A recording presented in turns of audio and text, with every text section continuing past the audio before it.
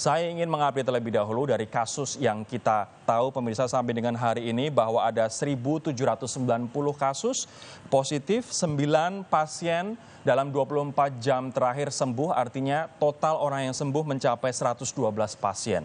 Yang meninggal bertambah 13 sehingga menjadi 170 orang.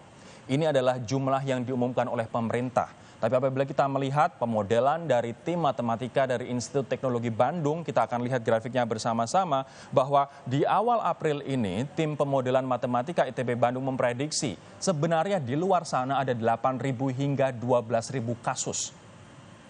Dan tentu saja dikarenakan tes kita yang begitu lambat, kita tidak bisa mengcapture atau mengetahui secara pasti jumlah yang ada di luar sana. Di akhir Mei 2020, tim dari ITB memprediksi ada 60.000 kasus. Kalau misalnya menggunakan pace pertambahan kasus yang sama antara awal Maret lalu sampai dengan hari ini yang diumumkan oleh pemerintah. Bisa saja hal ini meleset, tapi kita juga tidak bisa membantah karena rendahnya tingkat tes kita, sehingga kita tidak tahu jumlah sebenarnya di luar sana berapa. Banyak juga atau sejumlah ODP dan juga PDP keburu meninggal duluan sebelum hasil tesnya keluar.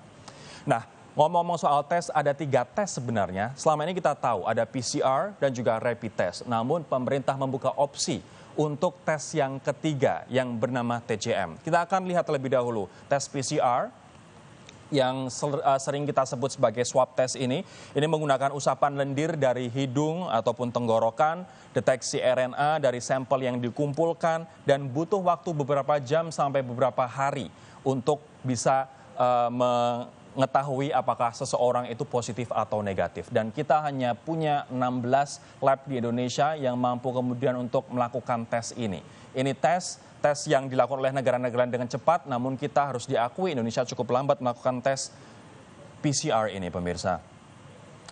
Untuk tes yang kedua adalah tes rapid atau tes cepat, begitu. Ini yang 1 juta alat rapid test didatangkan dari Tiongkok.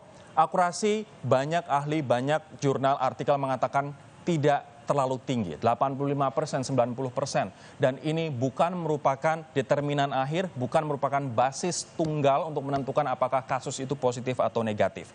Selain akurasi yang tidak terlalu tinggi, ini juga sulit untuk menjadi basis tunggal menentukan positif dan juga negatif. Digunakan sebagai screening awal untuk mengetahui seberapa luas sebenarnya tingkat persebaran COVID-19 di suatu daerah. Bahkan sering muncul kasus positif palsu ataupun negatif palsu dikarenakan akurasi yang tidak terlalu tinggi ini. Apabila kita melihat di layar kaca Anda, ini merupakan 3 daerah yang telah menerima bantuan berupa rapid test kit dari pemerintah. Dari 1 juta, pemerintah sejauh ini sudah mendistribusikan beberapa di antaranya. DKI Jakarta sudah menerima 100.000, Jawa Barat 22.000, Jawa Timur 18.400. Nah, berapa banyak yang sudah digunakan? Di DKI Jakarta baru 18.000 dari 100.000 test kit. Kemudian Jawa Barat ada 10.000 sekian dan Jawa Timur 2020. Nah, kemudian yang ketiga ini adalah tes cepat molekuler atau TCM. Hampir sama metodenya dengan PCR atau swab test.